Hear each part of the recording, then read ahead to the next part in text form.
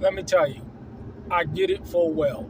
Uh, Moving out to the country, especially if you are a city person like myself, moving out to the country, uh, especially at this point in time, can be one of the most powerful moves that you can make. Um, we saw this thing years ago. Years ago, we saw what's taking place right now in the economy. Okay, we saw years ago that uh, the price of goods and services would continue to go up. The quality of jobs would continue to decline. The quality of food would continue to decline. The quality of water would continue to decline and get more and more poison. You're seeing genetically, not, no, you're seeing bioengineered food now. You look at the back of food today, and it has a new label that I've been noticing, and I've been throwing away a lot, is this food has been bioengineered. See, you are what you eat. And when you have a population that's consuming poison water with forever chemicals, when you have a population that the meat is tainted, the chicken is tainted, especially in poor neighborhoods, everything on the shelves is no frills and halfway rotten. The meat and the food is not even genetically modified anymore. It's bioengineered. And you see this translating to people that can't think straight, can't make good, sound choices and decisions in terms of their lives. And that's why I said one of the most powerful things that we did was get out of debt, get out of the city, move into the country, grow our own food, and be self-sufficient. But when you get on a piece of land, that land has to be developed. It's not one of them things where you get there and people have this fantasy, this illusion that you get on a piece of land and your home, you've crossed the finish line. No, you crossed the finish line when you've been able to build up a self-sufficient and sustainable and built up system is where it's duplicatable, it's repeatable, and you can live off that thing debt free. And that's why it's so important to have real skills and to be focused on getting projects done. During the last 4-5 months, it has been nothing but progress in terms of getting things done on the land, and I'm going to continue to get things done. I am 95% finished. I'm in the process of building out the bathroom. Got all of the tools, got all the material and stuff to build out the bathroom and the extra cabin. We have everything done to do a couple of remodels inside the house.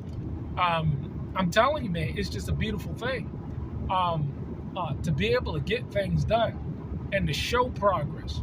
Because when you look at people's lives, 5, 10, 15 years go by, they're in the same boat. What a lot of people are doing is they're maintaining, and the new progress is just existing. That is the new progress, it seems as though. People brag about just existing. People brag about just getting by, living from paycheck to paycheck, not having any real progress in their life. The new flex seems to be, I exist, and therefore I'm doing something. When that couldn't be nothing further from the damn truth. I was talking to a brother just yesterday, and we were talking about some land development deals that he's working on, and I'm looking forward to working with this brother. I'm telling you, man, the opportunities are there. But it's the same story that we hear time and time again. The harvest is plenty, but folk just don't want to work. Folk want to come in, They want to sit up. They want to get paid. They want to draw on the resources, but they do not want to put in the work. This entitlement mentality and this selfish, entitled spirit, this lazy and apathetic spirit is just rampant in this day and age. It's sad. It really is. Everybody wants to ride somebody else's coat, somebody else's coat. Somebody else wants to ride somebody else's success, but they don't want to be a partaker of that success and that hard work. They want they want all of the benefits, but none of the sacrifices. And it's so blatant today. He said that you got folks on the job that they'll quit if they can't have their cell phones with them. Now, you're talking about operating machinery and stuff, forklifts. You got to be focused. You can't be on Facebook and YouTube immersing yourself in that stuff, and you're supposed to be working. You know, in this day and age, it's hard to get somebody to put down the damn cell phone and get up and work. People want to just sit and scroll and be on social damn media all day. They don't want to work. So this is why it's so important. And I believe that the Most High is putting people in the paths of people that are willing to get things done. And at the same time, he's removing those people. Some people in your life are only just for a season. And I thank the Father that while they're in your life, they're a great benefit. And then when they're done, they're done. But it's unfortunate that we live in a society where people are so selfish, apathetic, lethargic, complacent, lazy. It was prophesized a long time ago that it would be this way. But therein lies the opportunity, because I like the fact that people are lazy, to be honest with you, because that means that there's more work and more opportunity for the remnant, for the few. A lot of people are just they're not going to put in the work. And that's okay, that's fine.